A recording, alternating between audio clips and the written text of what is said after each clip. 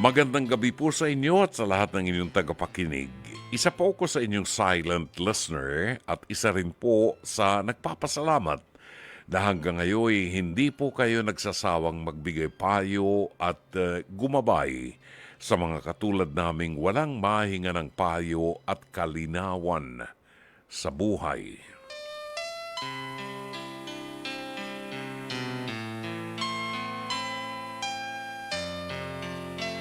Itago niyo lamang po ako sa pangalang Junjun, Dr. Love.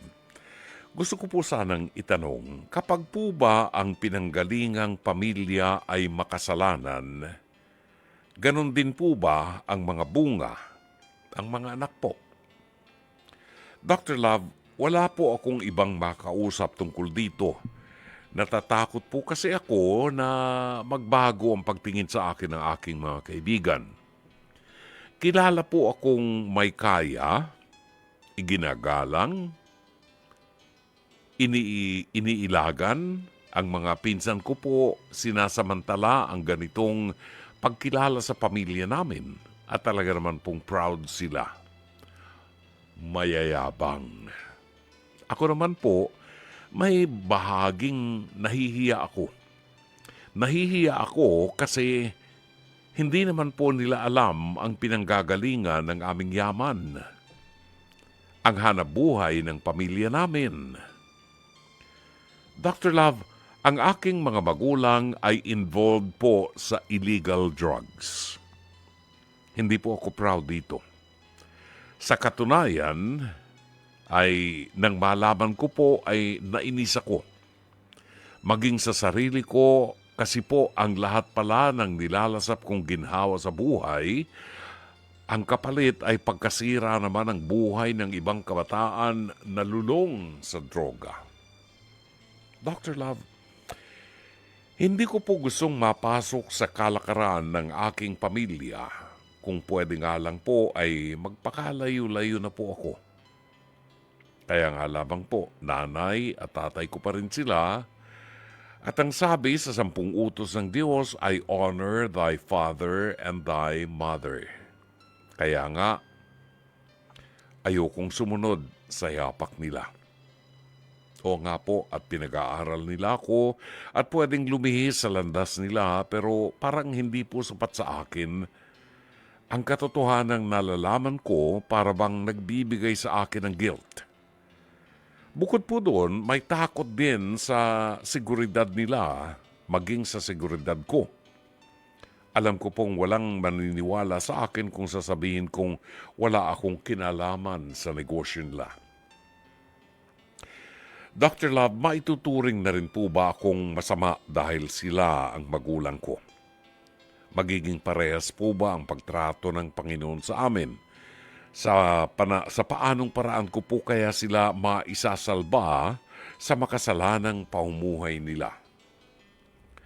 Dr. Love, handa po akong maghirap basta wala kaming tinatapakang iba. Pero ang pananaw ng mga magulang ko, handa nilang gawin ang lahat, mabigyan lang kami ng mga kapatid ko ng magandang buhay. Paano po ba ito? Mas maigi po bang bumukod na ako? Pero gusto ko po sanang makumbinsi silang umalis na sa ganoong linya.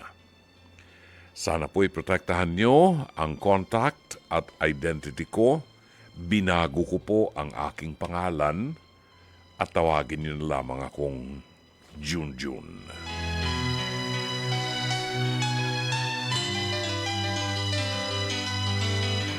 Junjun, maraming salamat sa iyo. Inahangaan kita ngayon pa lang. Sumasaludo na ako sa iyo sa ganda ng values mo. Anak, lahat tayo ay may kasalanan, pero may mga tao na makasalanan at alam nilang kasalanan yung ginagawa nila, pero patuloy nilang ginagawa dahil napaaalipin sila sa kasalanan. Ito yung sinasabi sa Ten Commandments na huwag kayong sasamba sa anumang Diyos-Diyosan. Dahil ang Diyos ay mapanibugho Huwag kayong sasamba sa anumang Diyos-Diyosan. At yung pagsamba ninyo ng mga magulang mo sa kayamanan, sa pera, ginagawa nilang Diyos-Diyosan ang pera. At sila'y sumasamba roon. And this is, again, a mortal sin. May kasabihan tayo na ituro mo sa akin ang bunga at sasabihin ko sa iyo kung anong puno ang pinanggalingan ng bunga.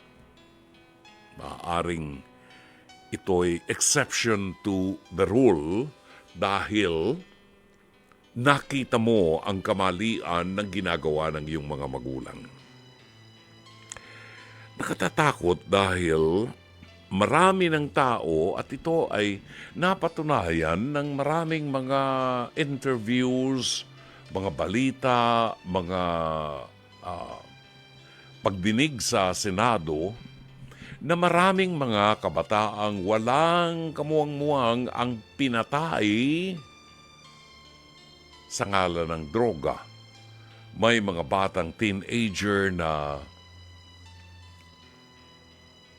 ang sang-ayon sa mga otoridad ay nagbebenta ng droga, pero maraming nagsasabi na mabait yung batang yan at masyadong minor de edad ng bata para magbenta ng droga. Pero marami ang napapatay dahilan sa droga at hindi dumadaan sa tamang proseso. Kaya itong mga nagdaang panahon na ito, maraming napatay sa ating bansa. Libo-libo ang napatay dahilan dyan sa war on drugs na yan. Well, ito hanggang sa ngayon ay iniimbestiga pa ng ating Senado, pero wala namang kakayanan ang Senado na mag-imbestiga para may makulong o mapanagot.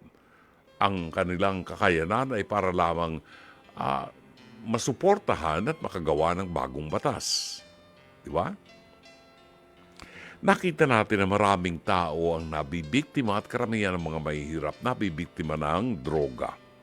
At ang yumayaman dito ay yung mga taong nagbebenta ng droga at namumuhunan talaga sa droga. Hindi ko alam kung ang iyong mga magulang ay kasama dyan.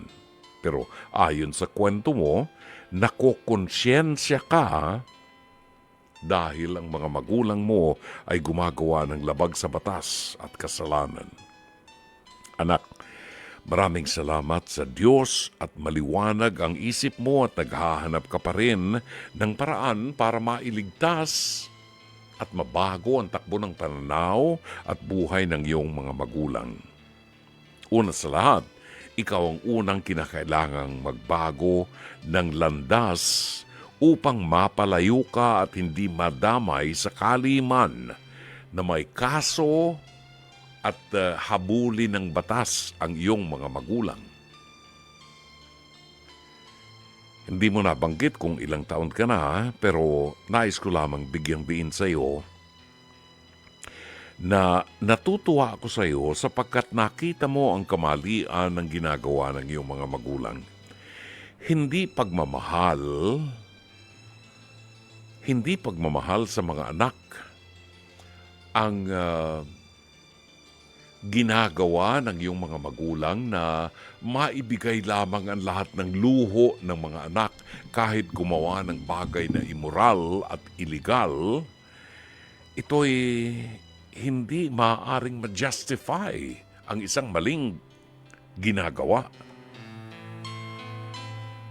Honor thy father and thy mother. Ito ay nasa 10 utos ng Diyos. But how can you honor your father and your mother kung alam mong illegal at immoral ang kanilang ginagawa?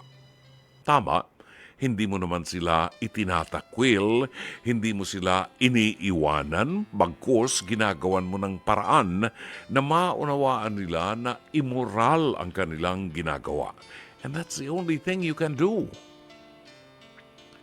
Ang desisyon niyan ay manggagaling pa rin sa iyong mga magulang na sa tingin ko ay sumasamba sa pera. at napaalipin sa pera dahil malaking pagkakitaan talaga ang droga. Nawawala na ang konsyensya ng iyong mga magulang sa binubunga ng droga sa mga kabataan lalo na gumagamit nito. And this reminds me of what Pope John Paul II said when he was alive, that sometimes or most of the time, tayong mga tao ay nagiging callous to sin. Ano yung callous to sin?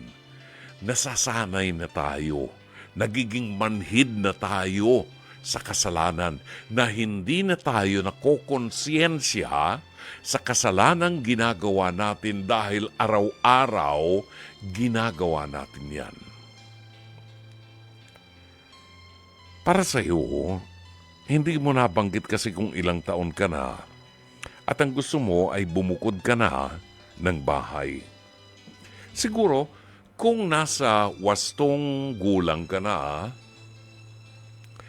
ay at kung ako ang lalagay sa iyong katayuan, maaaring isipin ko rin na mas makabubuti at mas magiging tahimik ang buhay ko kung bubukod ako ng pamahay at ng pamumuhay sa aking mga magulang na lubog na sa kasalanan at imoralidad at sa kanilang pagsamba sa kayamanan at sa pera.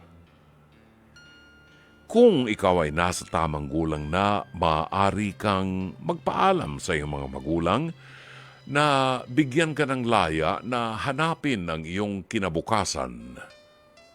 At ipinagpapasalamat ko sa Diyos na malinaw ang iyong isipan at wag mong gagawin na makibahagi sa negosyo ng iyong mga magulang na ngayon ay manhid na sa paggawa ng kasalanan. And there's only one thing we can do: to pray.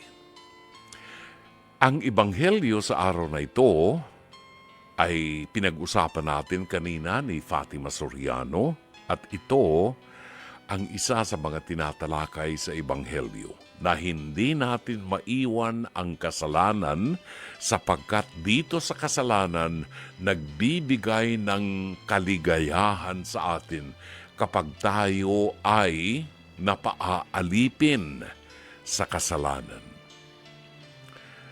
And obviously, hindi tayo maaaring maging alagad ng Diyos kung tayo'y napaalipin sa yaman ng mundo at sa bagay na mga immoral. Junjun, asahan mo na bahagi ka ng aking mga regular na mga panalangin na patuloy kang gabayan ng Panginoon nang sa gayon maituwid ang iyong buhay at ang buhay ng iyong mga magulang. Sana'y natulungan ka ng palatuntunang ito.